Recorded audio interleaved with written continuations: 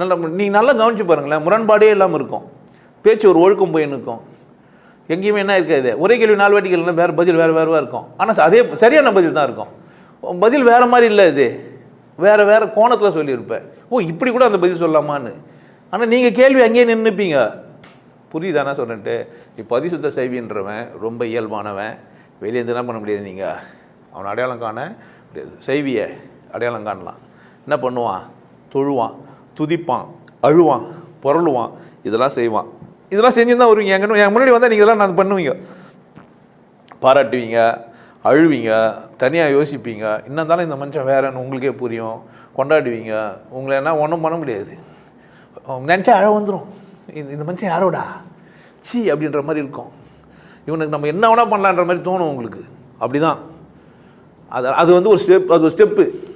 அத்துது அப்படியே அத்துது ஆல்மோஸ்ட் ரொம்ப சாதாரணமாகிடுவீங்க. இப்போ சாதாரணத்துக்கு திரும்புறது, இயல்புக்கு திரும்பத்துக்கு பேர் தான் அதிசுத்தம். இப்போ அதிசுத்தன்றவன் எப்படி இருப்பான்? பூதலங்கள் யாவும் எச்சில், பூதலங்கள் யாவும் எச்சில். எச்சில்னு ஒன்று இல்லை, எச்சில் தான் நான்.